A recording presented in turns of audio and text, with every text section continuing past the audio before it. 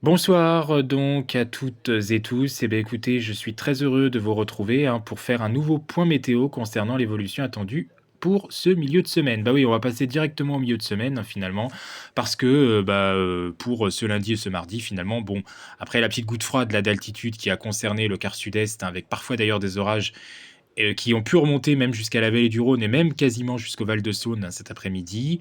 Des températures qui ont été parfois basses sur le sud-est avec cette goutte froide. Et ben pour lundi et mardi, ça va être le retour d'un temps calme pour toute la France, avec des températures assez basses le matin, en faveur d'un ciel dégagé durant la nuit, c'est logique, il y a du rayonnement nocturne. Mais en cours d'après-midi, les températures vont remonter, y compris dans les régions du sud. Et ça d'ailleurs mardi, qui sera la journée la plus douce de cette semaine à l'échelle nationale.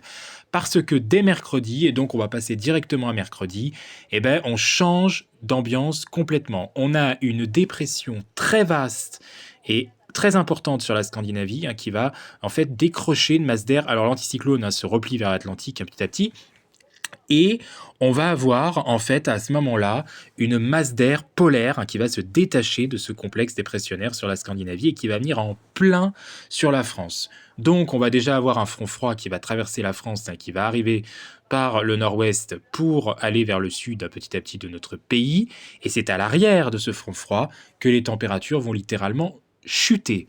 Vont littéralement chuter avec à l'arrière, voilà, cette coulée d'air en provenance du nord-nord-ouest, ce flux de nord-nord-ouest qui va arriver sur notre pays. Donc, conséquence, on attend à l'arrière de la perturbation de fréquentes giboulées. Pourquoi? Parce qu'on a un sol qui est un petit peu plus doux. Cette période de l'année, on a des contrastes comme ça, qui sont importants entre le sol et l'altitude. Mais en altitude, il va faire très froid, il va faire glacial.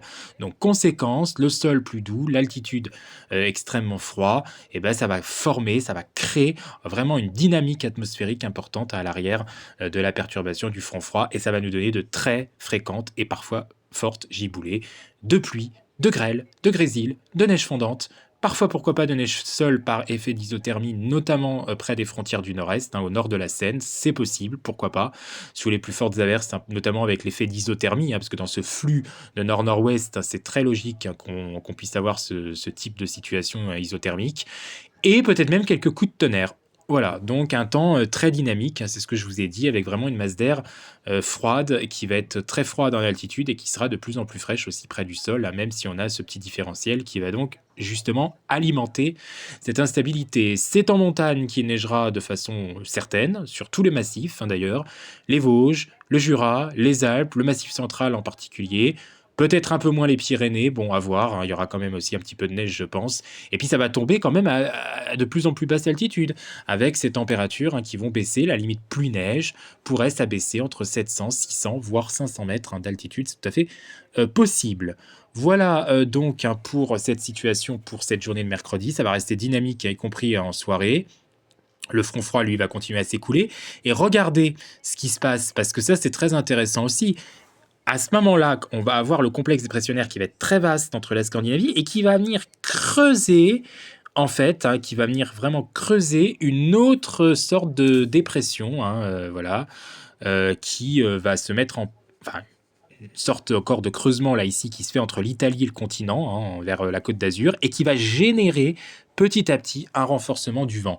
Donc pour jeudi, globalement, de toute façon, bon, on va commencer à voir déjà que l'anticyclone va commencer à pousser un petit peu, à revenir par l'Atlantique. Donc son retrait aura été finalement temporaire dans la partie atlantique, dans la partie ouest. Mais quand on ira encore vers une partie des régions du centre et surtout vers l'est, on sera toujours sous l'influence de cette vaste dépression scandinave qui nous vaudra encore ces giboulées de grésil, voire encore de neige ou de neige fondante. La neige seule, ça dépendra du phénomène d'isothermie, des températures.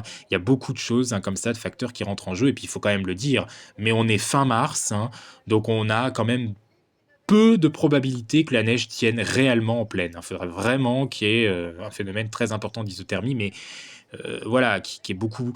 On ne sait pas trop comment tout cela va se dérouler finalement, il faudra voir aussi sur le direct, mais bon, on a des jours aussi qui sont beaucoup plus longs maintenant, qui commencent à être plus longs, des nuits plus courtes. voilà, à mon avis, le risque de neige en plaine va se limiter. Mais on n'est pas à l'abri de quelques surprises dans ce genre de temps.